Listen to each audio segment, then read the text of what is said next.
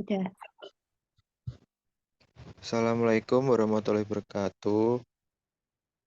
Kami dari kelompok 2 ingin mempresentasikan review artikel dari kelompok kami. Sebelumnya, izinkan kelompok kami memperkenalkan diri terlebih dahulu. Yang pertama ada Anung Pradipta, lalu Lutfi Anwar, lalu Hanifa Asya, yang terakhir Wera Ayu.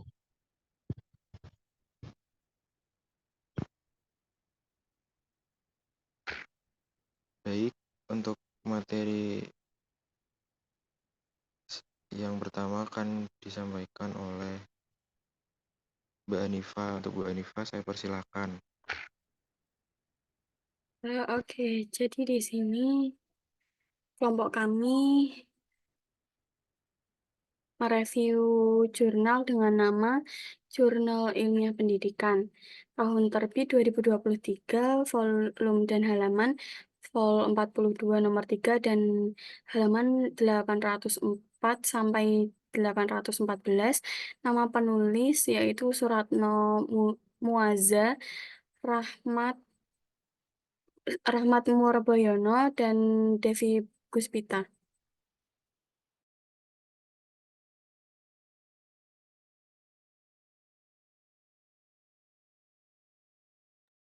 Oke, kemudian latar belakangnya adalah latar belakang penelitian mengidentifikasi bahwa terdapat permasalahan dalam dunia pendidikan terkait hasil belajar siswa yang belum optimal. Faktor-faktor yang memengaruhi hasil belajar siswa dapat berasal dari dalam diri siswa atau faktor internal seperti kesehatan jasmani, motivasi, minat, bakat, dan perhatian, serta dari luar siswa atau faktor eksternal. Oleh karena itu, penelitian ini dilakukan untuk mengeksplorasi pengaruh model pembelajaran atau NHT dan STAD dan minat siswa terhadap hasil belajar siswa. Dengan memperhatikan faktor-faktor tersebut, penelitian ini bertujuan untuk memberikan pemahaman yang lebih mendalam tentang bagaimana model pembelajaran dan minat belajar dapat memengaruhi hasil belajar siswa, sehingga dapat memberikan kontribusi dalam meningkatkan kualitas pendidikan.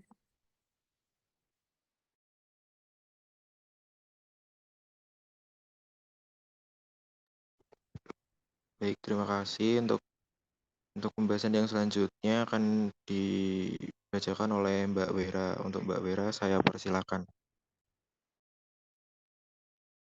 Untuk selanjutnya ada tujuan dari penelitiannya yaitu untuk mengetahui apakah terdapat pengaruh yang signifikan antara model pembelajaran atau yaitu NHT dan STAD dan minat siswa terhadap hasil belajar. Penelitian ini juga bertujuan untuk melihat hubungan antara model pembelajaran, minat belajar, dan juga hasil belajar siswa dalam konteks pembelajaran ekonomi.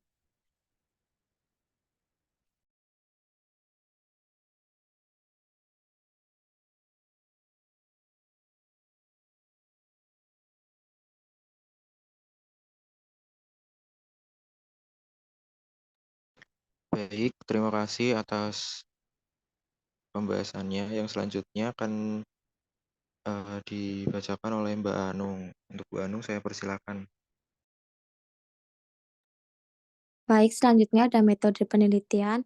Metode penelitian yang digunakan dalam penelitian ini adalah pendekatan metode campuran dengan penjelasan berurutan. Pendekatan ini menggabungkan penggunaan data kuantitatif dan kualitatif dapat menjawab pertanyaan penelitian.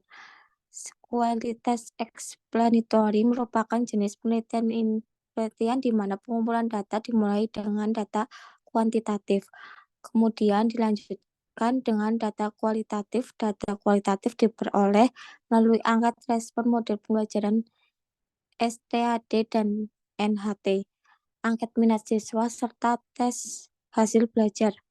Data kemudian dianalisis menggunakan statis deskriptif dan inversial seperti regresi Branda dan uji ANOVA untuk data kuantitatif, serta reduktif data, penyajian data, dan penarikan kesimpulan untuk data kualitatif. metode total sampling digunakan dalam penelitian ini dengan melibatkan 327 siswa SMK 1 dan SMK 4 Kota Jambi sebagai sampel penelitian, serta wawancara dilakukan terhadap 20 siswa yang bersedia.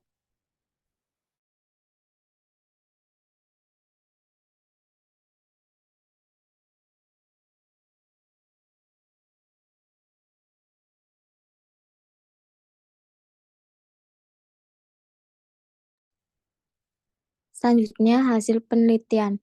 Hasil penelitian ini menunjukkan bahwa respon siswa terhadap model pembelajaran STAD berkategori baik yaitu sebesar 60,2% dari 197 sampai 327 dan respon siswa terhadap model pembelajaran NHT kompetensi pedagogik guru berkategori rendah baik yaitu sebesar 58,7%, 192 dari 225.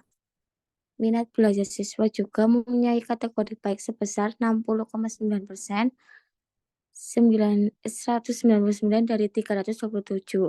Terhadap pengaruh yang signifikan antara model pembelajaran minat dan hasil belajar siswa dengan nilai koefisien determinasi sebesar 0,729. Artinya, kontribusi model pembelajaran dan minat siswa terhadap hasil belajar siswa sebesar 72,9%, sedangkan sisanya dipengaruhi oleh variabel lainnya sebesar 27,1%.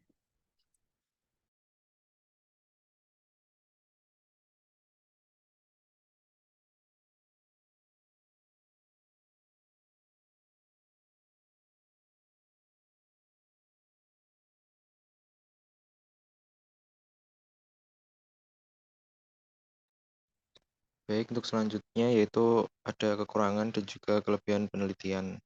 Yang pertama ada kekurangan penelitian. Yang pertama ada terbatasnya sampel penelitian atau cakupan subjek penelitian dapat membatasi generalisasi hasil penelitian. Yang kedua ada faktor-faktor lain yang dapat mempengaruhi hasil belajar seperti faktor lingkungan atau faktor individu lainnya, mungkin tidak sepenuhnya dipertimbangkan. Yang ketiga, studi ini hanya memperhatikan pengaruh model pembelajaran terhadap hasil belajar tanpa memperhatikan faktor lain yang juga dapat mempengaruhi minat belajar siswa seperti motivasi intrinsik dan ekspektasi hasil. Yang selanjutnya ada kelebihan penelitian yaitu yang pertama, penelitian ini melengkapi gap penelitian sebelumnya dengan memperluas cakupan variabel yang diteliti, termasuk minat belajar dan hasil belajar, yang memberikan pemahaman yang lebih komprehensif tentang pengaruh model pembelajaran NHT dan STAD.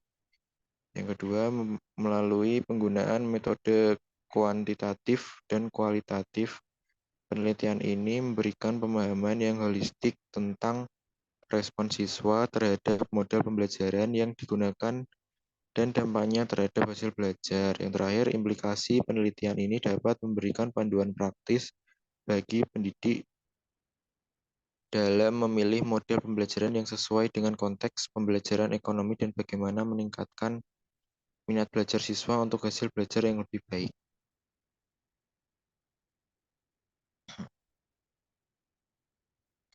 Baik, untuk kesimpulannya akan dibacakan oleh Mbak Wera. Untuk Mbak Wera, saya persilakan. Mohon maaf, kesimpulan akan saya sampaikan. Jadi kesimpulannya, berdasarkan hasil penelitian, dapat disimpulkan bahwa model pembelajaran STAD dan NHT memiliki respon yang baik dari siswa. Minat belajar siswa juga tergolong baik, yang tercermin dari interaksi antara guru dan siswa serta motivasi yang diberikan oleh guru.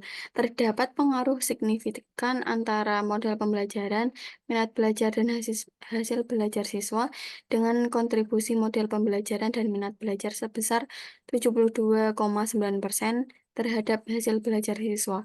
Penelitian ini memberikan implikasi bagi dunia pendidikan dan masyarakat dalam memperhatikan model pembelajaran yang tepat serta pentingnya minat belajar dalam meningkatkan hasil belajar siswa.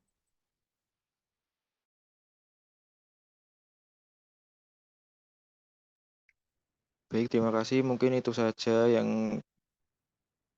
bisa kelompok kami sampaikan. Kurang lebihnya mohon maaf. Wassalamualaikum warahmatullahi wabarakatuh.